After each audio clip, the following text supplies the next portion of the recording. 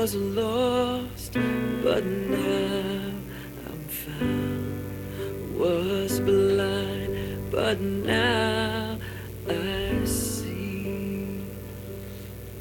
'Twas grace.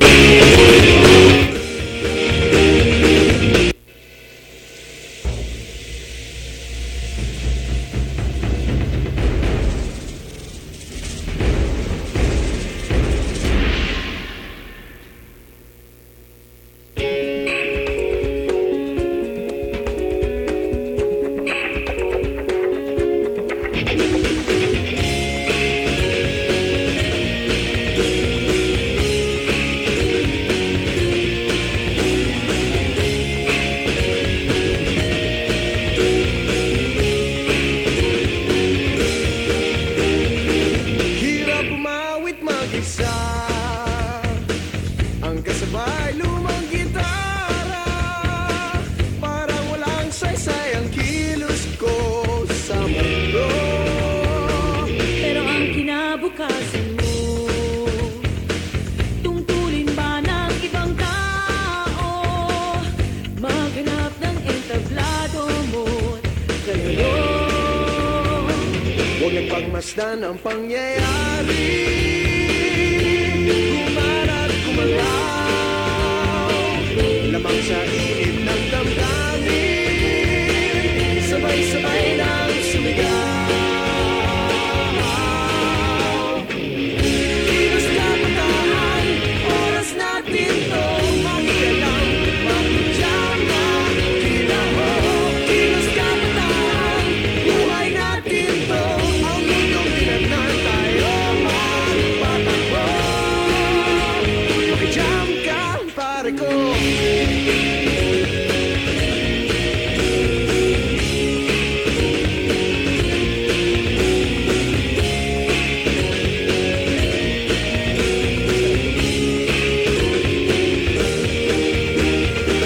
Gusto ko mang makiisa sa paglutas ng mga problema.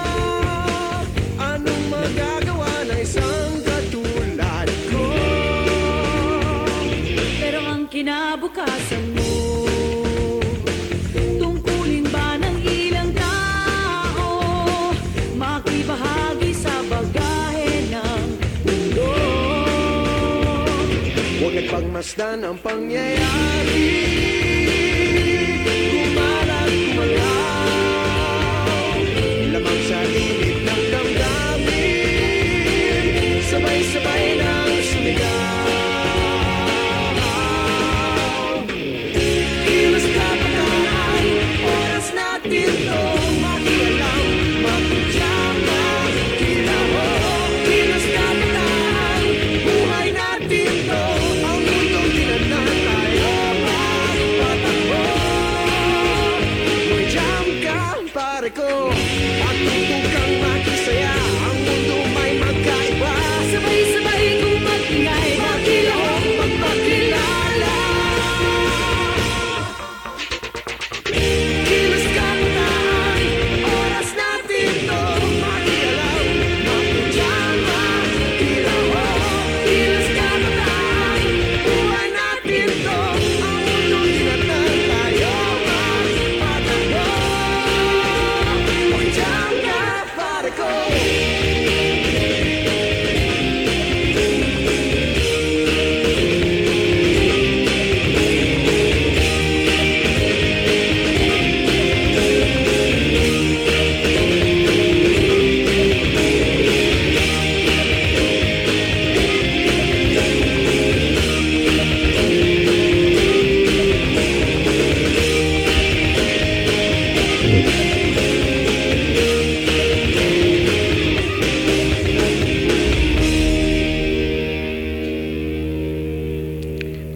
Okay, yan po, natunghayan ninyo ang audiovisual presentation ng organisasyon o ng samahan kung saan nanggaling ang ating panauhing pandangal. At hayaan ho ninyong ipakilala ko siya sa pinakasimpleng pamamaraan.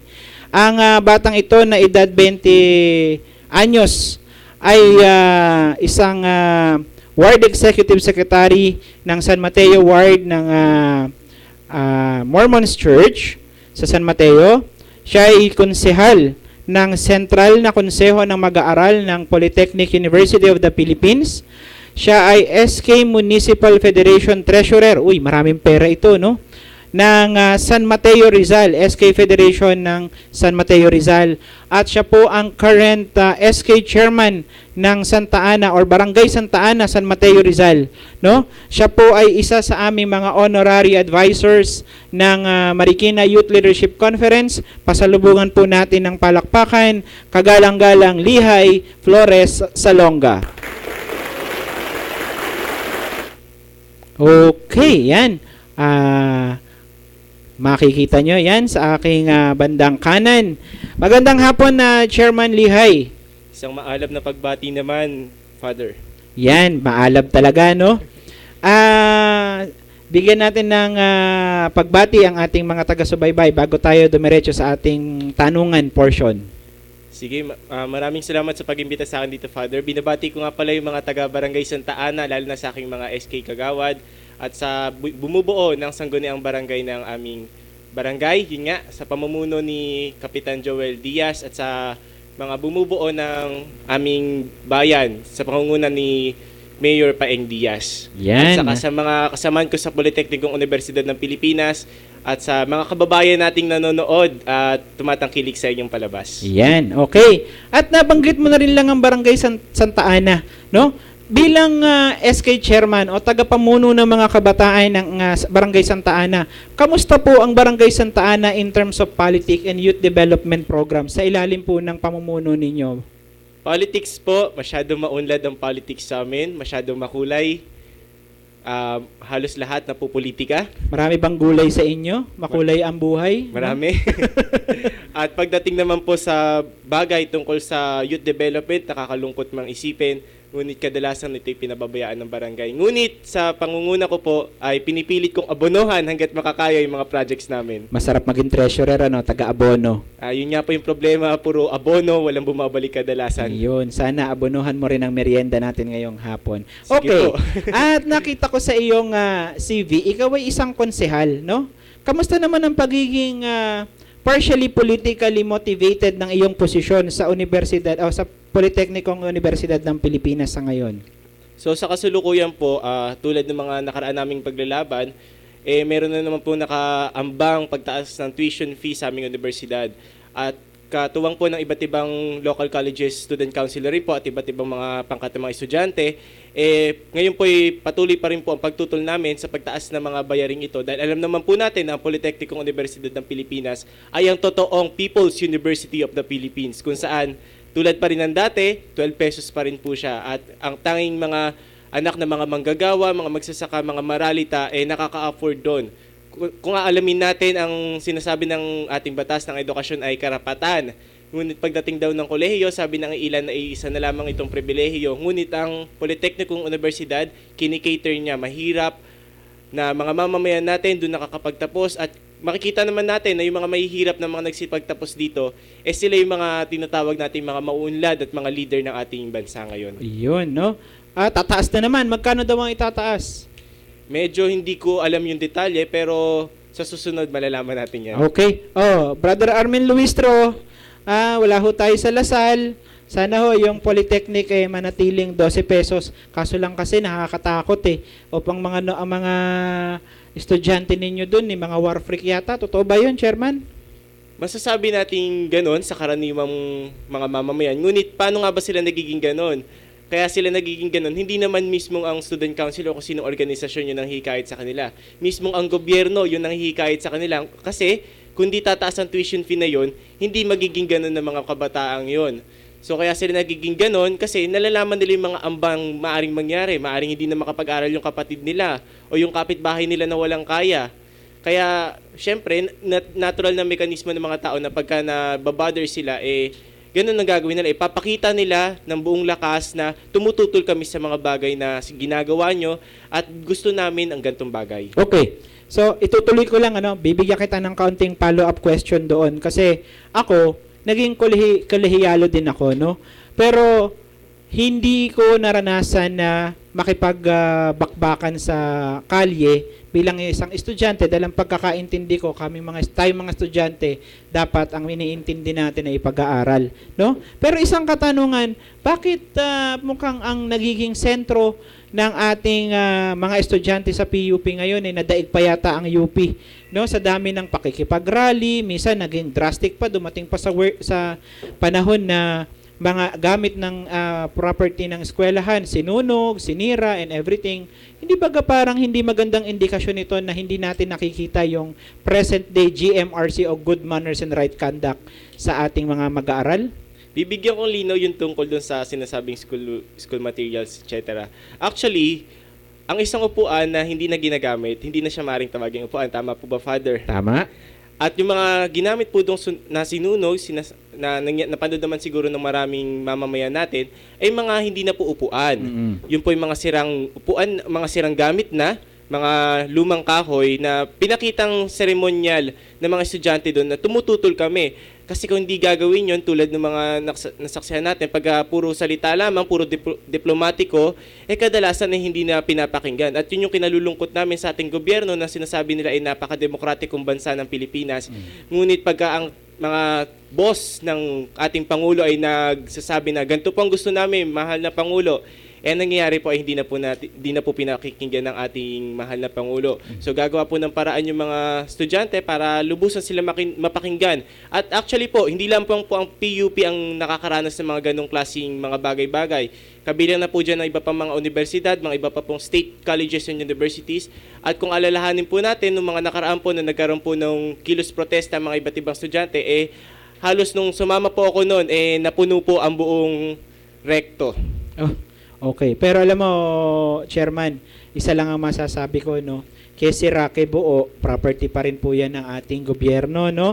At hindi po tayo sana dumadayo o nakakarating sa ganong sitwasyon kung mapag-uusapan din lamang ng maganda at sa maayos na pamamaraan, mas maganda po na upuan natin kesa sirain o sunugin ang upuan. Sana nga po, sa susunod, pakinggan po talaga. Kasi bago po magkaroon ng mga ganong action, nagkakaroon din naman po ng mga formal dialogues. Okay. No? Balik tayo sa ating barangay. Ano-ano po ba ang mga inaasahan kaganapan ng ating mga kabataan mula sa Barangay Santa Ana ngayong mga panahong ito at mga kapakipakinabang na programa sa darating na bakasyon mula sa inyong liderato? Yun po, bali ang bakasyon po isa sa pinaka-special na buwan sa mga kabataan sa ating bayan. Dahil dito po sa bakasyon na to, doon lamang po nakakapagbigay ng oras yung mga kabataan natin sa pagpunta sa komunidad. At syempre, kadalasan wala silang ginagawa. Kaya ang nangyayari po kung ano-ano pong ginagawa nila na hindi po mabuti. Kaya po ang aming konseho po ay bumuo po ng mga ilang proyekto. Halimbawa na po dyan yung syempre, para po sa mga hindi patuli, yung Operation Tuli po. Nako. Na mukhang Chris, baka hindi ka patuli. Punta tayo Santa Ana. Na mukhang araw-araw, mukhang taon-taon po yung ginagawa naman ng ibang SK din. Sige. At kabilang din po dun yung basketball and volleyball competition po namin na ipanglalaban naman po namin ito sa inter-barangay basketball. Okay. Ngunit nakakalungkot lamang pong isipin na yung isa po naming kagawad, si Kagawad Butchoy po, Kagawad, musta po? Kaibigan ko yan, si Butchoy. Mukha pong kumukontra sa amin kasi po meron din po siyang paligan nitong nakaraan, mukha pong gusto niya pa pong extend. So Kagawad, nananawagan ako sa iyo na sana pakitapos na ngayong Marso para hindi kami umabot ng Hunyo at magkakaroon na po ng election ban para naman po sa barangay. Yes, at yun na po ba ang ating maasahan sa ngayon? Wala ba tayong mga team building / field trip / dating game dyan? Yung team building po, continuous naman po. At actually po, ngayon pong wala kaming pondo pa sa barangay at medyo mahigpit po si Kapitan at saka si Tres, patuloy naman po akong tumutulong sa aming communities, lalo na po sa eskwelahan, sa San Mateo National High School po. Doon po ako nagpa-facilitate po ng team building kasi po alam ko po na yung kabataan, pag hindi po natin hinuhubog yan sa oras na ito, baka mahuli po yung lahat. Yes, at ito no, ang pagiging leader, lalo na kung elected ka, no, politically elected. Maraming challenges diyan Meron diyan yung friend ka ni vibes ka ni mayor, vibes ka ni kapitan, o hindi kaya hindi ka ka-vibes ni kagawad, kaya ayaw bigyan ng budget. So, ano-ano yung malinaw na mga mabibigat na pagsubok na kadalasan ay dinadanas natin o ng mga pamunuan ng mga SK sa inyong mga barabarangay? Siguro po unahin po muna natin sa pondo. Gusto ko pong bigyan linaw sa mga mamamayang nanonood or nakikinig po na yung pondo po na ginagamit ng SK po ay wala po sa kamay nila. Unang-una po, kahit po sabihin natin sila po ay halal, yung pondo po ay wala pa rin po sa kamay nila, bagkos nandun po siya sa kamay ng bangko na dapat po munang pirmahan nila kapitan at saka ni treasurer at saka ni kagawad. At kung ayaw po nilang pumirma, wala pong nangyayaring proyekto kahit po gusto ng SK. Chairman, makasingit lang ako. Speaking of pondo, hindi ba dapat ang pondo ay hawak ninyo dahil kayo ay may otonomiyang pamamahala bilang sangguniang kabataan? Yun nga po, dahil nga po sa karamihan po sa mga SK ngayon ay wala pa po sa legal age, ay hindi pa po sila maaring pumirma ng tinatawag na mga cheque o mga bank documents. At ang mga may karapatan lamang po doon ay mga 18 and above po. Kaya pala si Mayor, si Kapitan at si Kagawad lang ang may karapatan, ano? So, bukod sa pondo, ano pa yung ating mga challenges in life sa pamumuno? Yun po, lalo na po pagka yung mga mamamayan po magtatanong, talagang sa pondo po nakasentro yung problema ng SK. Kasi po pag nagtanong yung mamamayan, halimbawa po, SK, pengi po kami ng bola, gusto po namin ng court. Kadalasan po, dapat po sana iunawain ng mga mamamayan na tumatagal po talaga yon kasi nga po yung mga proyekto po ay hindi pa po binibigyan tugon ng kapitan o maaring ayaw pa po nila pirmahan yung pinaka proposal. Okay. O baka naman po kadalasan po ayaw talaga nung... Gusto bang kumikbak muna, madagdagan yung tongpats na ibibigay natin sa kanila? Actually po sa barangay po namin, pinagmamalaki ko pong sabihin na wala pong ganong nangyayari sa barangay namin kasi kung umaasa man po sila kapat sa kasitres ay hindi ko po sila maaring pagbigyan dahil ako po ay nangako sa mamamayan at yung pera pong yun ay hindi ko po pera, hindi pera ni Kap at hindi pera ni Tres kundi po pera ng mamamayan na naka-allocate po para sa kabataan. Pati ba si Tres naghihintay? Hindi na, ngayon po mabait na po sila sa akin, kaayok sila awayin. Okay, tama. At ito, sa dami ng pinagdadaanan natin ng mga challenges sa pamumuno, hindi ako halal na yung bang public official pero nasa community service tayo. Sa anong aspeto na pangangalagaan ng kapakanan ng mga kabataan sa Barangay Santa Ana?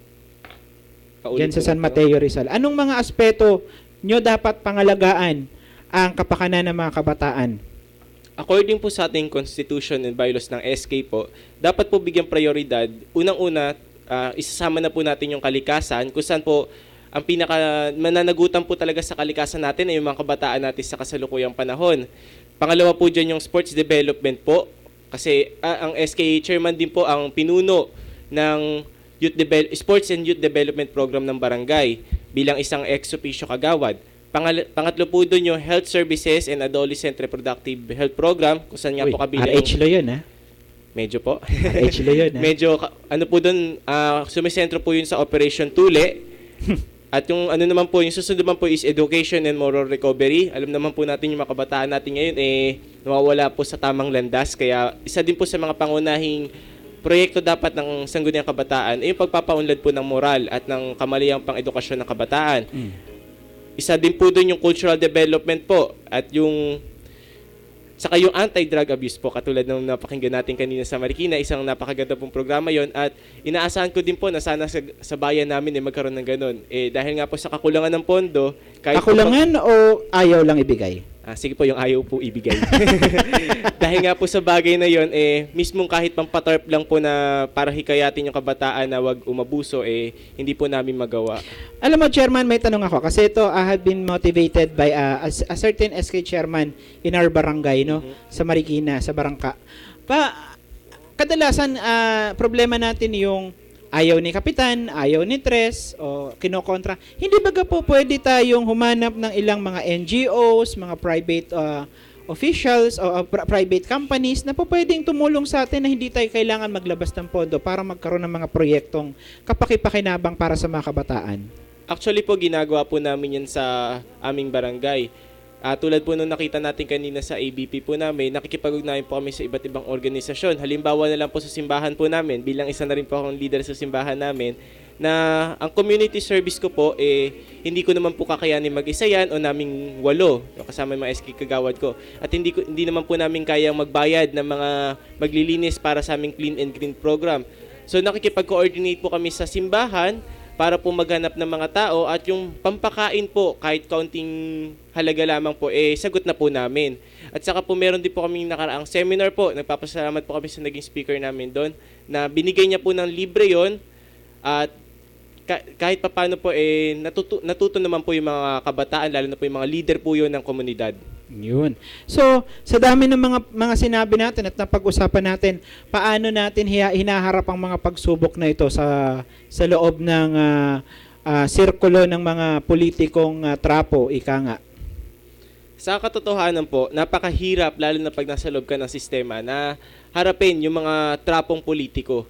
Ngunit kung ang kabataan tulad ko ay maninindigan, yung mga ibang SK chairman dyan na maninindigan na dapat panatilihin ko ano yung nasa batas, tsak na tsak ko po, magagawa natin maging malinis yung SK. Kasi nga po, diba, ang dami ngayong mga kongresista, sinasabi nila na ang SK dapat i-abolish, ang SK corrupt.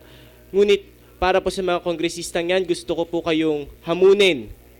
Pwede ko po silang hamunin? Pwede rin. Para kang si Mayor Lim naghahamon. Sige, go. Gusto ko po silang hamunin na bago nila sabihin na ang SK corrupt, ang SK kailangan ipa-abolish, gusto ko kilalanin muna nila yung mga SK. At ano ang nangyayari sa SK? Kasi paano nagkakaroon ng korupsyon? Dahil po yan sa mga mas mataas sa kanila ng kaunti.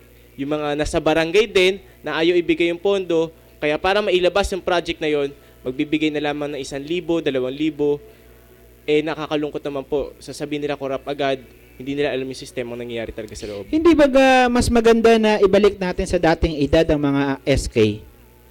Yun nga po, isa din po yan sa mga magandang suggestion po ng ilan sa mga kongresista na sana po ibalik na lamang sa mga tamang edad. Halimbawa po, ibalik na lang sa 18 years old para po yung pondo ng SK magkaroon na po ng autonomy. Tama. Kasi po, tulad nga ng sinabi ko kanina, hindi maaaring pumirma ang isang 16 years old or 15 years old na SK chairman ng cheque o ng bank document. Kaya nangyayari, kay Kap na lang umaasa. Si Kap ayaw ng proyekto hanggat walang walang pang-pats, Oo. So, ako nag-iisip kasi napakaraming po pwedeng gamit. Kami nga sa MYLC wala kaming pondo no. Nising ko kung kayo ay may inaasahang 10% sa kaalaman po ng ating mga taga-subaybay, ang pondo ho ng SK sa bawat barangay ay 10% ng total budget po ng buong barangay. So kung sila ay merong 1 milyon, ang barangay ay may 1 milyon, meron hong 100,000 na pondo mula doon ang SK. No? Pero kadalasan nakakalungkot sa ibang barangay, ewan ko sa barangay ni Chairman Lihay kung nangyayari yung magpapaliga, panahon ng liga ngayon. Sasali ngayon mga limang midget, 5 mosquito, 5 junior, 5 senior. Yung 5 na yun, minsan nag-aaway-aaway pa yun. Bakit? Nagsosolicit sila para sa kanilang uniforme. Pupunta sa bahay-bahay, parang nangangaroling, hindi naman Pasko. At the end of the day, hindi rin nila malikom yung pera dahil medyo may kamahalan ang mga materyales ngayon sa paggawa ng uniforme. At tapos hindi ba kayang i-handle na lang ng SK yun? Sa unang taon ko po bilang SK chairman, ang pondo po kasi namin noon ay napakaliit. So, ang nangyari po sa aming usapan sa mga basketball team, bahala na muna sila sa kanilang uniforme since meron po kaming iba pang proyekto bukod sa sports development. Pero sa kasalukuyang panahon po, kung matutupad nga po yung proyekto namin, magkakaroon na po kami ng pa-uniforme. At tinitiyak ko po sa mga kababayan ko, sa mga kabarangay ko, taga Santa Ana at mga taga San Mateo Rizal, na hindi po kami magkakaroon ni kusing na entrance fee. Dahil po, noong nakaraan kaya kami nagkakaroon ng pa-entrance kasi nga po, wala po naka-allocate para pagkain ng mga staff namin doon, ng mga table officials at saka ng referee. Ngayon po, medyo pinalad na tumaas ang aming pondo, kaya kahit pa paano sagot na po namin yun. Yun, maganda yan, Chairman. At sana yung ating mga ibang SK Chairman, mapag-isip-isip yung proyektong yan, Hindi na lang ang lagi natin, kaya nga yung mga kabataan, hinuhubog natin para sa isang magandang mga proyekto, para hindi naman na yung mga magulang nila, bakasyon na rin sa gastos. Na nangyayari, Pagka minsan nakalikom ng 1,000, 2,000, ang babayaran ay 5,000, ang sumasagot mga magulang, di ba, kawawa rin naman yung ating mga nanay at tatay. Instead na makakalibre tayo sa budget sa araw-araw, ang nangyayari parang lalo pang lumalaki yung budget. Isa pang katanungan, Chairman, ano ang estado ng Dota sa iyong lugar? Bali yung Dota po sa amin At yung mga online games, ano ang estado niyan sa inyo? Bali po yung Dota po at saka online games ay talamak sa lugar namin. Wala bang magagawa ang SK para hindi man masugpuyan ay mahigpitan man lang? Bali wala po kaming specific na kampanya tungkol sa mga bagay na yan. At aaminin ko po na maging ako ay naglalaro ng computer games na yan. Ngunit sa pakikipag-ugnayan ko po sa eskwelahan, lalo na po sa nagbo-volunteer po ako sa isang eskwelahan nga po, San Mateo National High School, tinutulungan ko po yung guidance counselor doon na mag-set up po kami ng mga seminars at kinakausap ko naman po yung ibang mga kabataan na medyo na-addict doon. Kasi sasabihin ko po sa inyo, Father, ang mga ganun pong laro kahit papaano maganda po siya kasi umaayos po, kumbaga nawawala yung stress kadalasan. Pero kung ito ay lulubos-lubusin at masyado nang gagamitin at hindi na para sa ikabubuti, doon po dapat uma-action. Hindi lamang po ang eskwelahan, kundi maging ang community na rin po, community leaders. Kaya nga po, nandun po ako sa eskwelahan na yon. Yun. One last question, kasi yung Dota na yan, oo, sabihin natin maganda. Pero kung pag-aralan natin, ang konsepto ng laro, pakikipaglaban. No? Hindi baga pwede mag-Davil na lang tayo o kaya mag-Farmville na lang tayo dyan. At least natututo tayo kung paano natin aayusin yung ating mga loob ng bahay. Kasi kadalasan pag sinabing lalaki magulo daw sa bahay, hindi totoo yan. Maayos ako sa gamit ko. Lalaki po ako. Okay. Hindi baga baguhin natin yung konseptong iyon at medyo total ito ay konseptong aspetong pangkabataan ay makialamang sangguniang kabataan sa bagay na ito. Sige po, bali maaari po natin siya din sa kasi ang Dota po maaari nating i-categorize na rin sa addiction. Yes. Tulad ng droga. Kung ganun po ang mangyayari, tama lamang po na magkaroon ng mag-set up ng mga program sa mga sangguniang kabataan. Kaya nga po, babalik po tayo sa sports development. Kung dati sasabihin natin yung mga basketball sa labas, ngayon sa online na, ibabalik po natin sa labas. Yun ang maganda. At maganda yan, ibalik natin yung natural, yung mga native na laro natin sa nung sinauna, yung sepak takraw, yung sipa, yung tadyak, mali, sipa lang pala. At saka yung luksong tinik, luksong baka, luksong bato. Iba yung bato, wag yung bato na nakaka-addict. Ngayon, Chairman, bilang panghuling mensahe ay binibigay ko sa iyo ng ilang minuto ang mikropono upang kausapin ang ating mga kabataan sa buong mundo. Kung ano ba ang talagang nararapat at magandang gawin sa buhay-buhay natin ngayon. Tandaan po natin yung sinabi ng ating pambansang bayani si Rizal. Ang kabataan, ang pag-asa ng bayan. Ngayon yung panahon kung kailan dapat ang kabataan maging pag-asa talaga ng bayan. At ngayon ang panahon kung kailan ang kabataan dapat manindigan, dapat tumayo sa dalawa nilang paa na labanan kung ano yung nagbabago nating panahon. Hindi dapat tayo magpadala sa kulturang popular na meron tayo ngayon at hindi dapat tayo maalis sa aspetong sosyal at politikal ng ating bansa. Kasi kung mangyayari yun, mananatili na lamang ang mga trapo, mananatili na lamang nakalugmok yung ating bansa. Dapat makialam ang kabataan, hindi lamang sa issue ng kagustuhan nila, kundi dapat makialam ang kabataan sa issue kung ano yung nandun sa komunidad nila.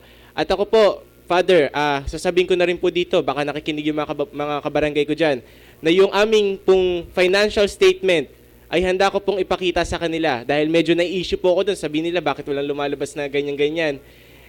Papakita ko po sa kanila na yung pondo ng SK, tama lang po ang nilalabas namin at meron pa nga pong sobra, meron pang butal na napakalaki po.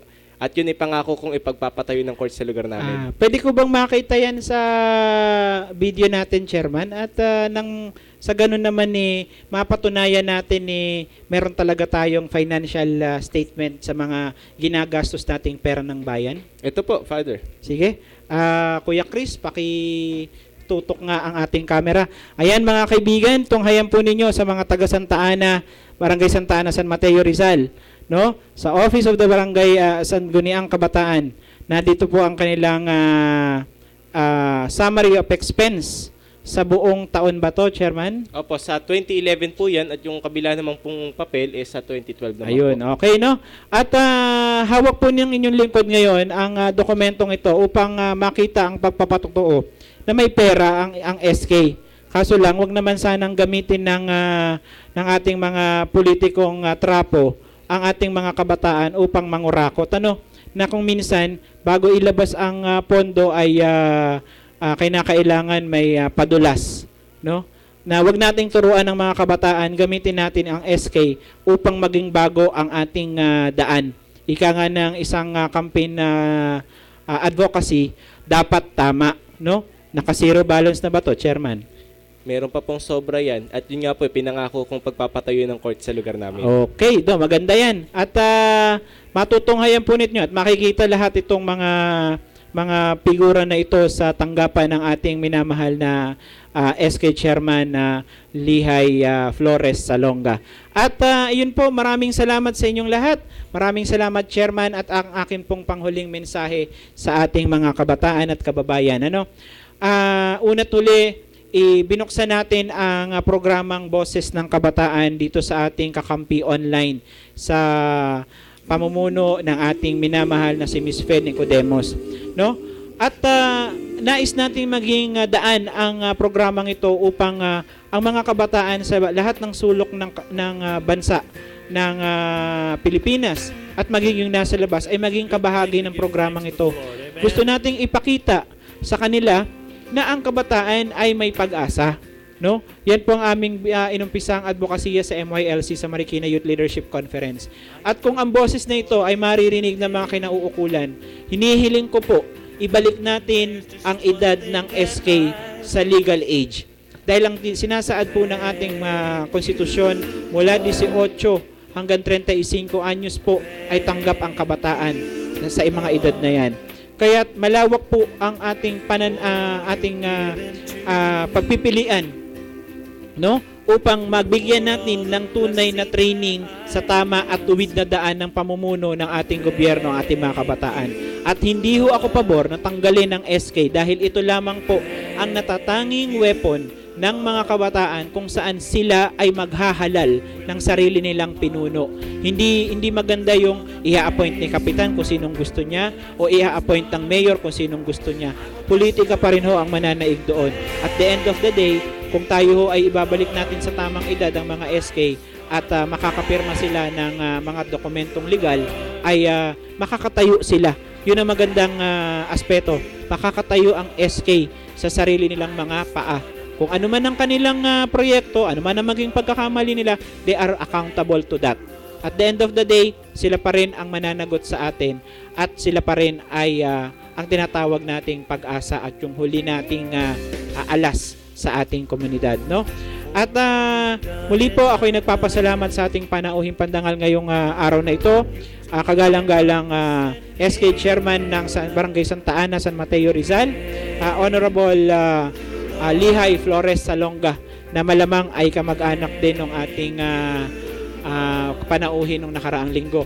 Gayun din po, nagpapasalamat tayo sa ating naging phone patch guest na si Teacher Ramil Villarreal ng Office of the City Vice Mayor ng Marikina, at gayon din po sa ating mga taga-subaybay mula sa lungsod ng Marikina at sa lalawigan ng Rizal. Muli po, ito ang inyong lingkod, Reverend Father Emerson Beriones. Hanggang sa susunod na Miyerkules po, ito ang Boses ng Kabataan. To God be the glory and honor. With an outstretched arm, I will bless your name.